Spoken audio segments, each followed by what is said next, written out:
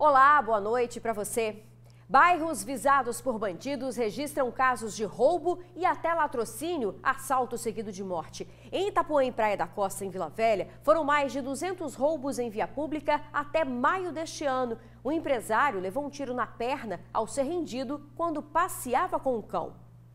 Mais um flagrante da insegurança em Vila Velha, especificamente ali na região da Praia da Costa. A vítima caminha com o cachorro na calçada quando é surpreendida pelos suspeitos. Por outro ângulo, é possível ver a correria dos criminosos deixando o local em um carro que estava estacionado do outro lado. Essa correria aí é porque durante o assalto, a vítima, um empresário, teria reagido e acabou sendo baleado. Por acaso estacionou um carro bem do lado do meu carro também, onde está estacionado, e já desceu um cara bem nervoso e agarrou no pescoço de um senhor que estava passeando com um cachorrinho na calçada e puxou. E o cordão bem forte começou a enforcar ele. E aí nisso ele reagiu, tentou reagir, não estava entendendo muito bem o que aconteceu. E nisso o rapaz ficou furioso e deu um tiro, assim, sem direção, que pegou de raspão na coxa dele. Mais um flagrante porque no último domingo, a mesma região foi palco da ação dos criminosos. Bandidos atiraram diversas vezes contra o ciclista que, ao presenciar o roubo do cordão de um senhor, tentou ir atrás dos criminosos.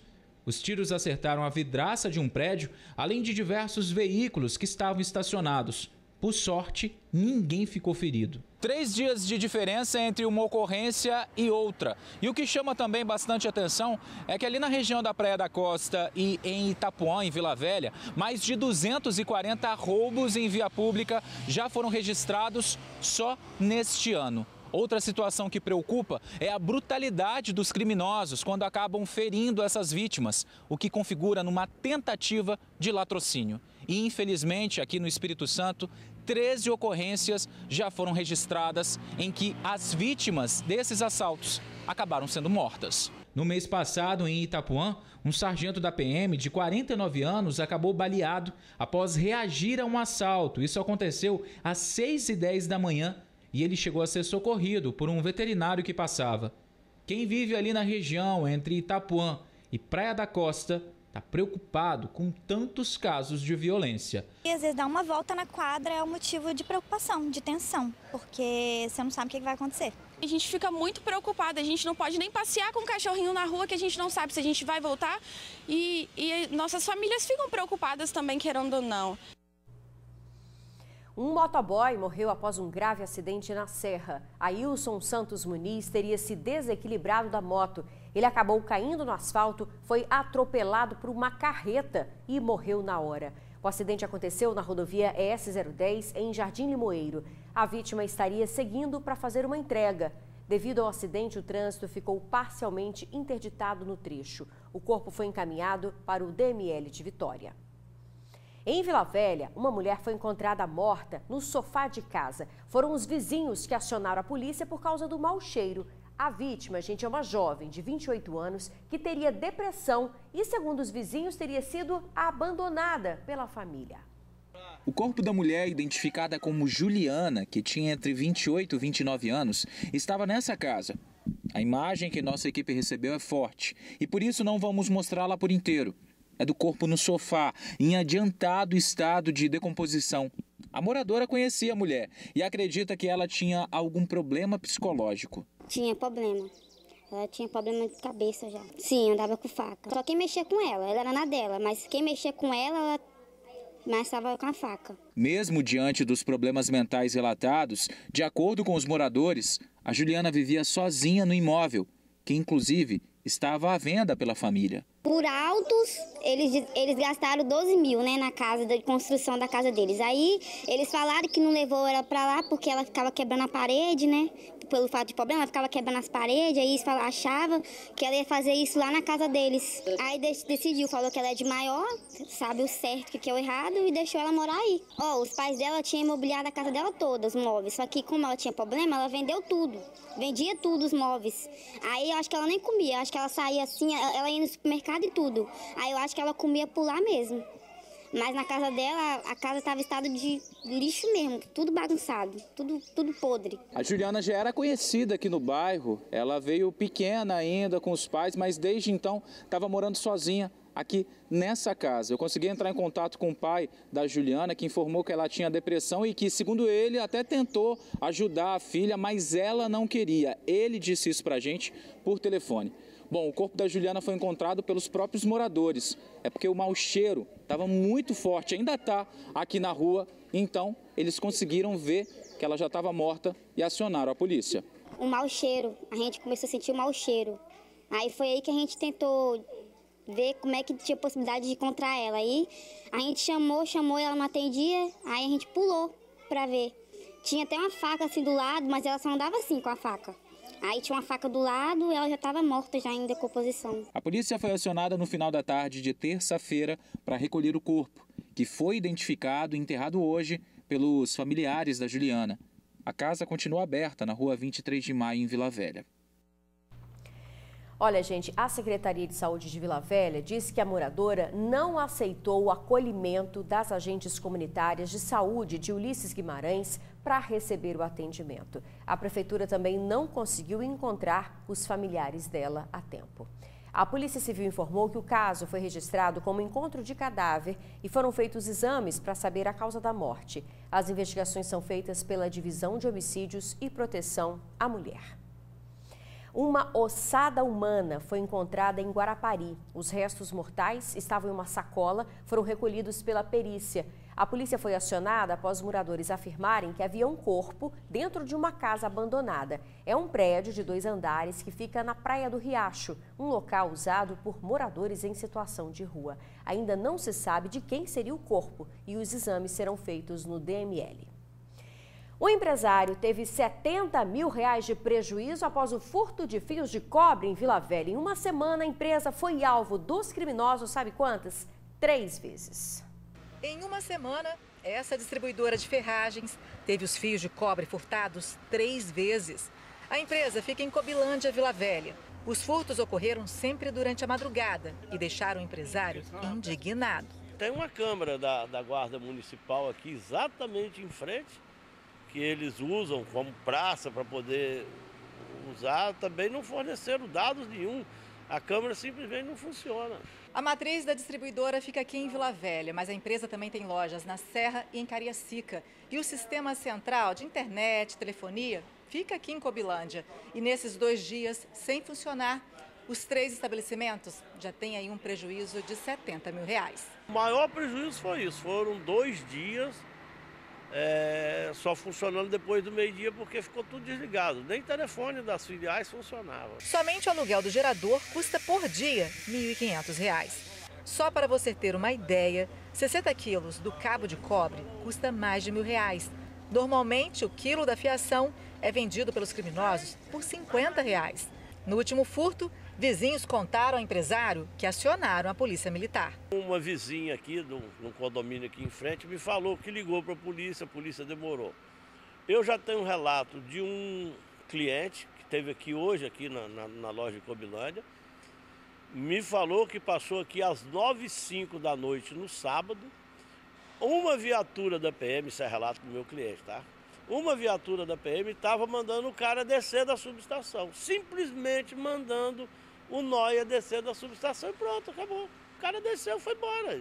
Aí depois voltou às 10h35, que foi aonde viram os caras roubando, ligaram para a polícia demorou a vir, mas já tinha roubado. E para identificar quem compra esses produtos furtados, a Guarda Municipal de Vila Velha, com apoio das polícias civil e militar, além de profissionais das telefonias e da concessionária de energia, realizou uma operação para fiscalizar ferros velhos. Dos 3 estabelecimentos vistoriados, um localizado no bairro 1º de Maio foi interditado.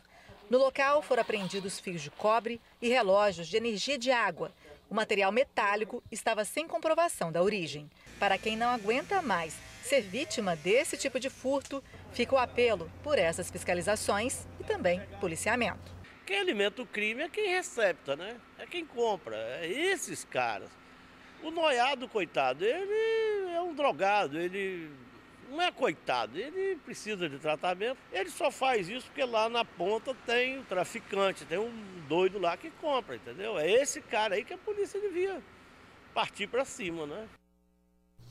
é a cadeia do crime, né? E a pessoa de bem acaba sofrendo por tudo isso, porque não tem uma internação para o viciado, não tem uma punição mais severa para quem comete a receptação, né? Mas a gente tem uma resposta da Polícia Militar para esse entrevistado.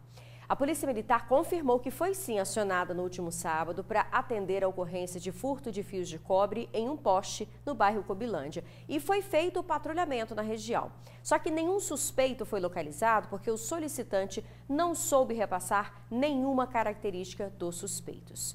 Sobre a câmera de vídeo monitoramento citada no início da reportagem, a Prefeitura diz que ela está sim funcionando.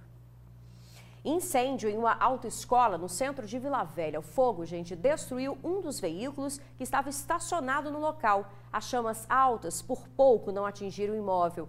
Segundo os bombeiros, o carro tinha kit gás e o incêndio foi controlado, não houve feridos. Ainda segundo os bombeiros, não houve pedido de perícia e ainda não se sabe o que pode ter provocado esse incêndio. Vamos mudar de assunto, gente. Os casos de doenças respiratórias costumam aumentar nessa época do ano, né? Principalmente nas crianças. Para piorar a situação agora, está difícil encontrar os medicamentos essenciais para o tratamento. Das 4 opções de antibióticos pediátricos que o médico colocou na receita, só tem um na farmácia popular que fica em Jucutuquara, Vitória. O normal seriam 12 caixas desse remédio no estoque. Sobre os outros medicamentos pedidos, 3 estão em falta. Esse tem sido o dia a dia das farmácias que vivem uma escassez de remédios para o tratamento de doenças respiratórias. Desde dezembro, com o surto da H3N2, a gente já estava com muita dificuldade na aquisição desses medicamentos.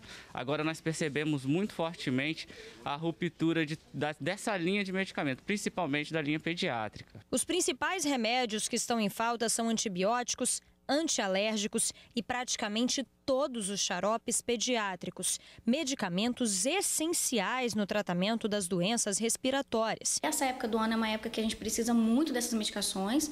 A indústria está tentando o que pode fazer essa distribuição, mas a gente sabe que é uma coisa mundial também, né? Não é só aqui.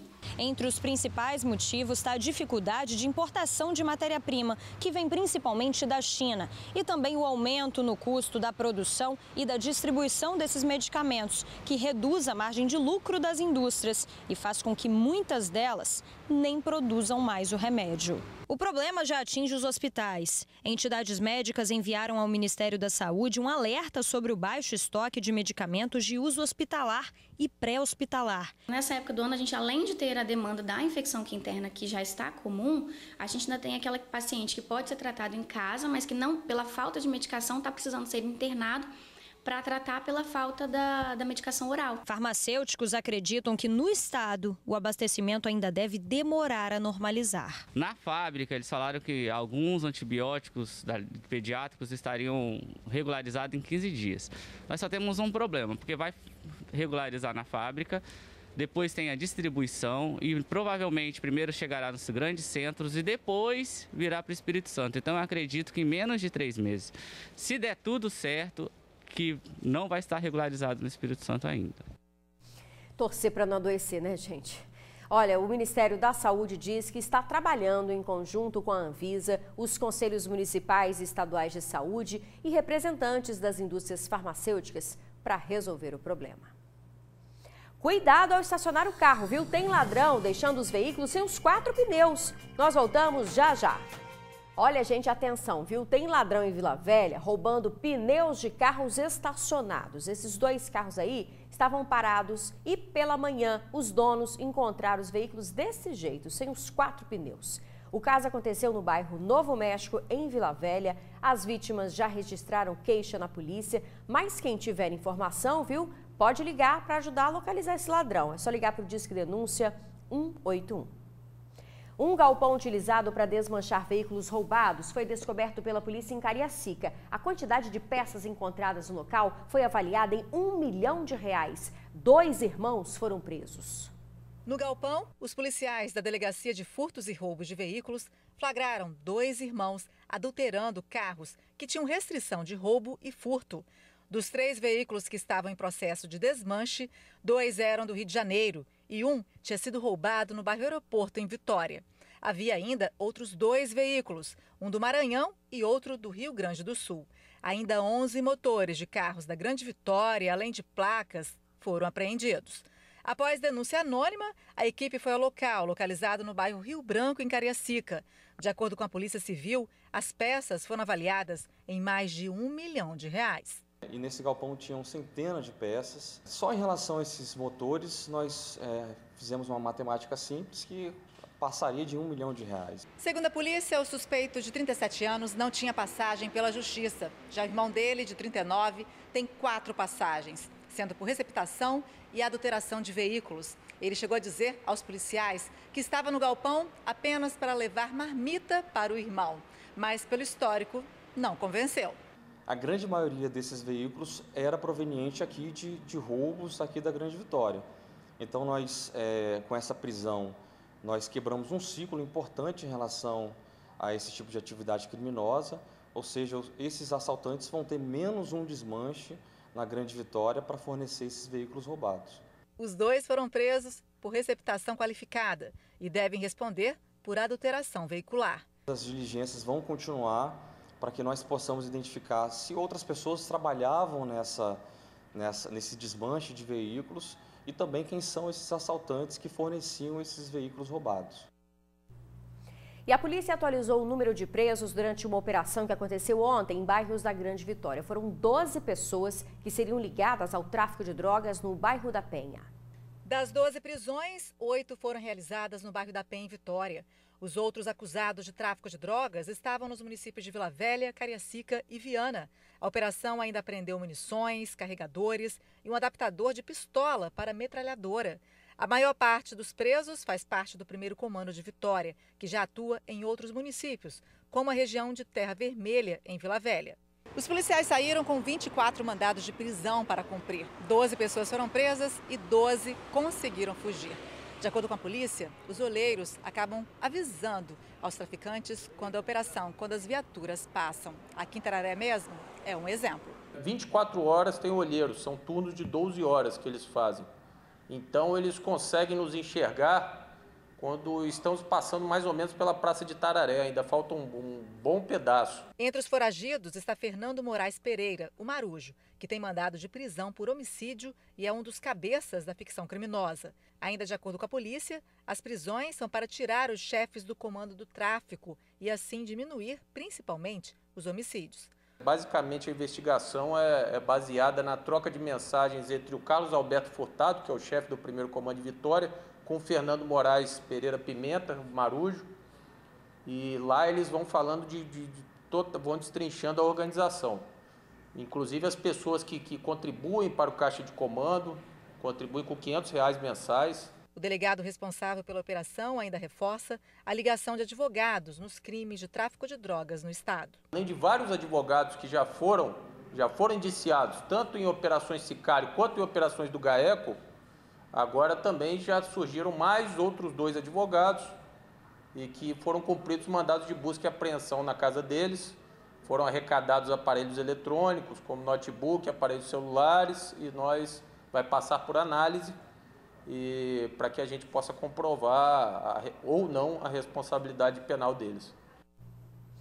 No próximo bloco, será que o feriado vai ser de chuva aqui do Espírito Santo, hein? A previsão já já. Amanhã começa um feriado prolongado, feriado de Corpus Christi, como de costume, você já sabe, né? Vai fazer frio. A quinta-feira será de sol entre nuvens, tem previsão de chuva fraca por todo o trecho litorâneo aqui do Espírito Santo, inclusive na Grande Vitória, viu? As temperaturas na quinta ficam entre 8 graus nas áreas altas da região serrana e máxima de 26 graus aqui na região metropolitana. Na sexta-feira, sábado e domingo não tem previsão de chuva, viu? As temperaturas aumentam a partir do sábado em todas as regiões. Então agora que você já sabe, pode aproveitar, programar o seu feriado, viu? TN2 fica por aqui, uma boa noite para você. A gente encerra com belas imagens de Francisco Abreu, o nosso cinegrafista. Até amanhã.